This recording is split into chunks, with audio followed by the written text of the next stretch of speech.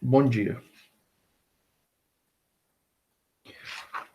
Vamos dar início, então, na aula de hoje ao capítulo 7, que nós vamos tratar de regimes e sistemas de governo. Abrem seu material didático aí, nessa parte. Entramos no último livro, né? Vocês estão aí em mãos esse livro, conseguiram localizar o capítulo 7, regimes e sistemas de governo?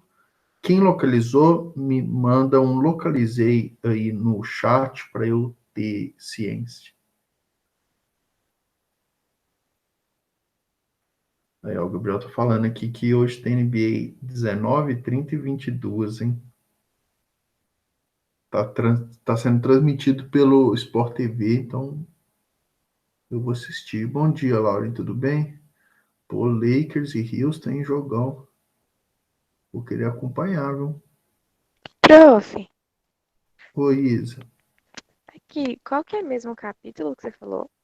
É o Não capítulo escutei. 7. Ah, tá. Da apostila 3? Então, aí agora nós estamos entrando na 4, né? Vocês estão com esse material aí? Como é que tá isso para vocês? Prof, eu não tenho esse livro ainda não. O 4. Não, né? É isso que era a minha questão. Você tem, Augustão, o livro 4? Não, né?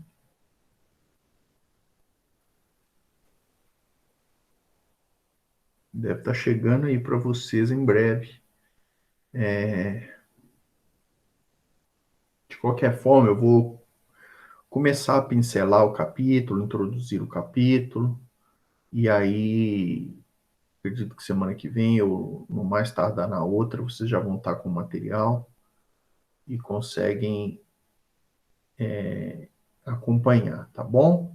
Quando tiverem o material, a gente retoma também em forma de revisão o que foi tratado e você vai conseguir localizar na sua apostila o conteúdo do capítulo 7, o passo a passo que nós vamos seguir aqui da explicação dessa matéria, tá bom? Então, de uma forma bem tranquila, nós vamos dar início a esse estudo, né? Nós estamos a uma semana do, do final da etapa, mas as nossas aulas têm caminhado bem, né? O nosso conteúdo de sociologia está bastante em dia, e com isso eu posso já começar a introduzir para vocês o nosso capítulo 7. Lembrando, mais uma vez, algumas pessoas não estavam presentes na primeira aula, no nosso primeiro encontro de hoje, na aula de filosofia. Então, vou aproveitar este momento para reforçar com vocês os prazos de entrega para trabalhos, né, que são os 2 textos dissertativos, e também os questionários avaliativos, questionários esses que estão na plataforma Meu Bernoulli, e as dissertações que devem ser enviadas para o meu e-mail. Por favor, Prof, pessoal, eu insisto, não deixem de fazer, tá bom? Houveram pessoas, aconteceu isso muito no primeiro ano, mas aconteceu também no segundo e no terceiro, pessoas que pegaram recuperação no final da etapa porque não fizeram o trabalho. E aí depois chega na recuperação, o trabalho é muito maior. Então não vale a pena deixar de fazer, não compensa. prof, Oi, Isa. rapidinho, desculpa incomodar de novo. Mas é porque você falou que são duas redações, né? Tô te ouvindo É. muito baixinho. Ah, tá. É porque tá baixo o volume aqui.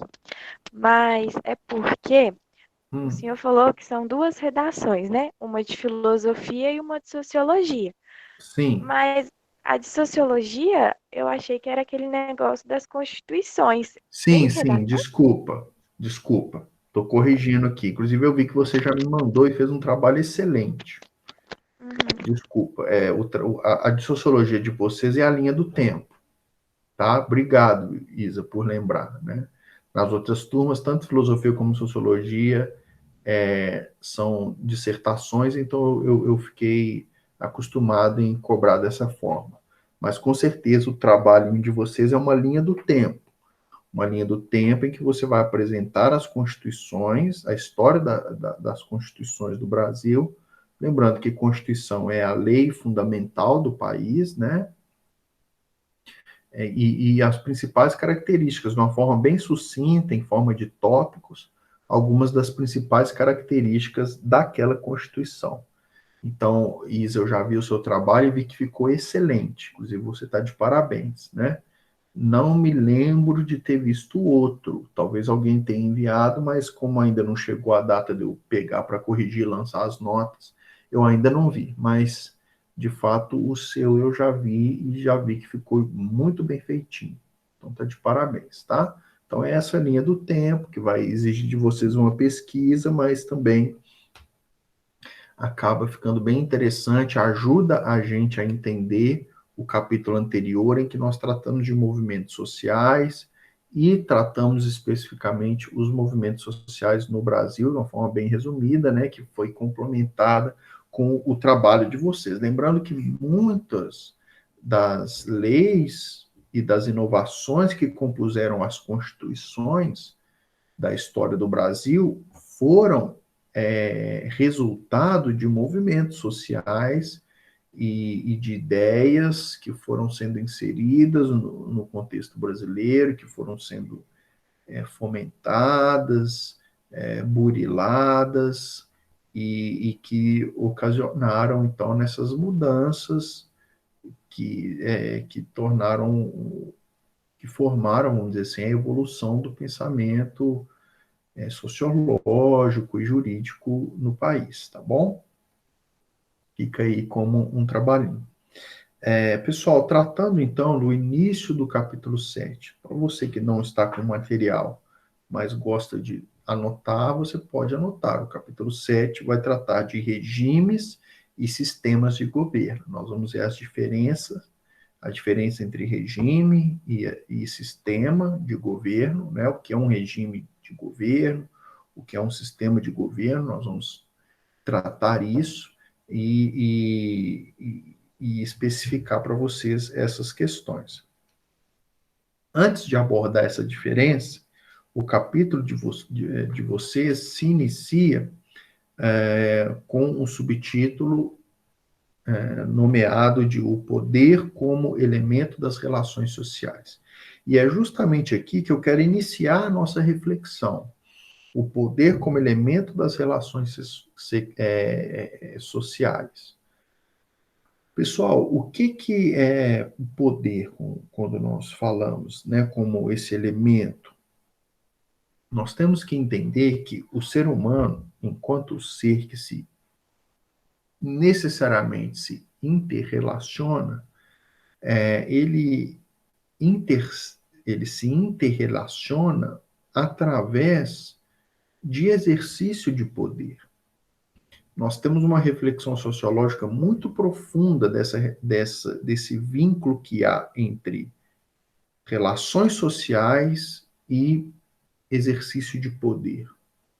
Desde lá da sociologia do Karl Marx, que trabalha muito a questão de luta de classes, e a luta de classes é de fato um jogo de poder que está ali envolvido, né? Até sociologias como a do Pierre Bourdieu, que vão burilar ainda mais, vão lapidar ainda mais essa ideia, a ideia de capital, por exemplo, do Karl Marx, mostrando como os poderes também têm influência em várias dimensões da cultura, não só o aspecto econômico, mas o aspecto cultural, né, o aspecto simbólico. Então, todo esse conhecimento, né, nós podemos falar também num pensamento mais contemporâneo de Michel Foucault, que tem uma obra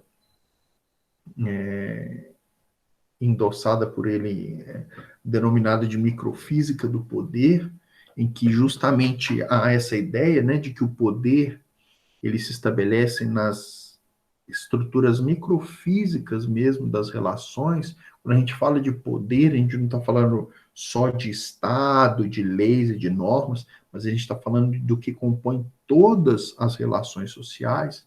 Então, eu estou trazendo para vocês esses pensadores que enfatizam muito essa dimensão do poder para a gente entender, quando nós falamos de filosofia política, que nós tratamos na disciplina de filosofia na etapa anterior, ou quando agora, falando de sociologia, nós vamos tratar questões de regime de governo, sistema de governo, nós falamos de política, de governo, nós estamos falando especificamente de como que se organiza o poder na sociedade, né?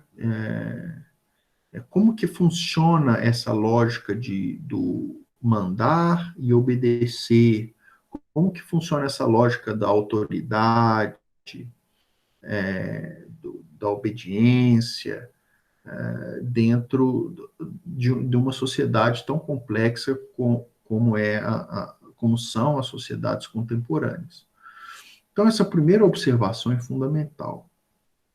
Nós estudamos em filosofia política moderna justamente como que a modernidade, a filosofia política moderna, ela surge numa tentativa de buscar legitimar o exercício do poder e legitimar por meio de explicações racionais, por meio de uma filosofia exatamente que fornecesse bases para que o poder fosse exercido da forma que foi. Então, nós temos desde o pensamento absolutista do Thomas Hobbes, né? Estamos retomando o pensamento político moderno, desde as ideias contratualistas que visavam explicar essa relação entre o povo e os seus governantes, os seus soberanos, né? Então, nós temos sempre essa lógica. O porquê, quais são as justificativas de fazer com que haja instituições ou hajam pessoas que mandem e haja também instituições e indivíduos que obedecem. Como que se explica essas relações? Então, o primeiro aspecto, quando nós falamos disso, né, regimes e sistemas de governo, é de fato recapitular e trazer à tona essa base da discussão. A base é justamente essa, como que funciona, né, e como se legitima, como se explica as relações de poder, que está na base das relações sociais como um todo. Então, esse é o primeiro aspecto da aula. O segundo aspecto vai tratar especificamente do surgimento dos estados modernos. Vocês já tiveram essa disciplina em história, a gente abordou um pouquinho disso quando tratamos de filosofia política moderna, né? Então não vou enfatizar muito, mas em linhas gerais, em termos aqui de uma recapitulação, basta a gente entender que os estados modernos eles surgem num período pós-feudalismo, né? É um processo gradual que vai demonstrando o fim de um modelo socioeconômico, né, que era o feudalismo, e após o esgotamento desse modelo, o surgimento, então, dos estados modernos. Nós sabemos que o grande motor que levou a essas mudanças foi, de fato, a ascensão, né, o surgimento de uma nova classe social denominada de burguesia. Né? Então, o comércio começou a ganhar muita força, os comerciantes, os homens livres, que circulavam mercadoria e que com isso obtinham capital, obtinham riqueza, e essa riqueza foi dando a esses homens um poder político importante. Né? Lembrando que para que um comércio funcione bem, para que haja um enriquecimento dessa classe, da burguesia, é fundamental que haja uma maior interrelação social. E o feudalismo ficava muito fechado, né? Os feudos eram pequenos universos, em que tudo circulava ali em torno daquele pequeno universo. E a burguesia, o comércio, ele necessita de uma maior interação. Então, com isso, os feudos passam a não fazer mais sentido, né? E aí a necessidade de expansão dos vínculos sociais, para que o comércio flua maior, as mercadorias circulem, o dinheiro circule num maior território, num maior contingente populacional, oferecendo assim uma demanda maior para as produções e a circulação do comércio dessa classe que se acende, então, denominada de burguesia. Então, com isso, surge, de fato, uma nova estrutura política. Você tem agora estados e que agora, de fato, e aí estamos tratando da modernidade, num período em que há uma crise na religião, podemos dizer assim, né, bem entre aspas essa fala, né, uma crise no sentido de que antes o catolicismo praticamente era hegemônico, e aí você tinha uma base que nivelava a sociedade. Você tinha um elemento da fé, do dogma do catolicismo medieval que impunha uma visão de mundo e uma visão política do mundo. Com o surgimento da Reforma Protestante, né, que está inserida dentro do Renascimento, que há todo um turbilhão de novas ideias surgindo, você não tem mais essa hegemonia intelectual. E aí você precisa criar novas bases para legitimar o poder. Se antes, na Idade Média, a legitimação estava no poder institucional da Igreja Católica, que assegurava a legitimidade divina, né, vamos dizer assim, a legitimidade espiritual dos reis, dos governantes, enquanto aqueles que tinham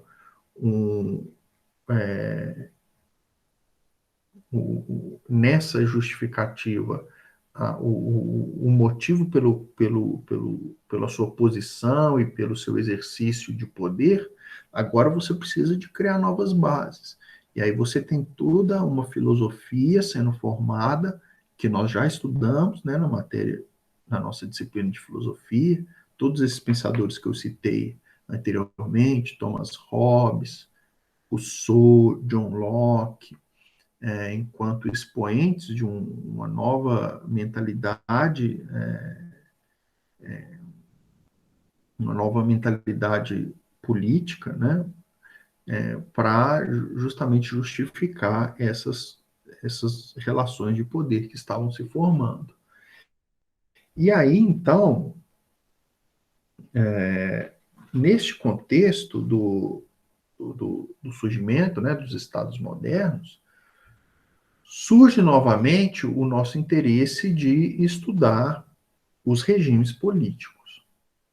E aí eu já entro no tópico 3 da nossa disciplina. Eu vou iniciar esse tópico e aí nós damos sequência no nosso próximo encontro. Então, o que é um regime político? Lembrando que o nosso capítulo ele vai estudar tanto os regimes de governo como os sistemas de governo. Então, o que é um regime de governo ou um regime político? É o conjunto de instituições, e é um conceito que eu estou extraindo da apostila, um conjunto de instituições que regulam a disputa pelo poder. Em outras palavras, é o modo como os cidadãos e os grupos sociais exercitam esse poder. Em termos de classificação, para que isso fique claro, nós temos como regimes de governo, nós temos especialmente a democracia, a aristocracia e a monarquia. Então, esses são os regimes, é o modo como o poder é organizado, é estabelecido. Quem é o primeiro grande teórico desses possíveis regimes políticos ou regimes de governo? Um camarada que vocês também já estudaram, filósofo antigo chamado Aristóteles. Então, Aristóteles, esse grande pensador da antiguidade, é o primeiro camarada a classificar os regimes. Então, para ele, são 3 regimes possíveis, né? A monarquia, a aristocracia e a democracia. Simplificando para a gente encerrar a aula de hoje, mas já antecipando uma explicação que vai vir no nosso próximo encontro. O que é a monarquia? Em linhas gerais, a monarquia, monarque, arque quer dizer poder, ou autoridade, né? Então, a monarquia é o poder se concentrando na mão de uma pessoa. Então, nós temos o rei como um grande símbolo deste regime, né? Então, a monarquia. Caráter hereditário, né? Um rei, o primogênito do rei sucede-o no poder e assim se estabelece a monarquia. Por outro lado, nós temos a aristocracia. A aristocracia quer dizer o governo de poucos ou o governo de nobres. Então você tem nobres, normalmente pessoas, uma classe de cidadãos bem preparados, que têm a condição intelectual, de formação, uma habilidade política para conduzir o poder numa determinada sociedade, né? Então, se de um lado você tem a monarquia, que é um rei, por outro você tem uma aristocracia, que é, na verdade, um grupo de pessoas capacitadas, preparadas, ou nobres que, de fato, exercem esse poder. E, por último, tem a democracia. Demos quer dizer povo e kratos, poder, né? O que é a democracia? É esse regime em que você tem os cidadãos, que esses cidadãos, de forma ou direta ou indiretamente, exercem o poder, né? Nós temos na nossa Constituição brasileira, dentro de um artigo da Constituição brasileira, a noção de que todo o poder emana do povo, que pode ser exercido direta ou indiretamente por meio de representantes. Então, a democracia é essa noção de que o poder está na mão do povo, emana do povo, e este poder pode ser exercido por meio de representantes que nós elegemos, né? Então, essa é a ideia de democracia. Bom, pessoal, com isso eu concluo o conteúdo da nossa aula de hoje, né? Desejo para vocês um excelente final de semana, um excelente feriado aí na segunda-feira, que esperam vocês, tá? Um beijão para todos, um bom descanso e fiquem com Deus.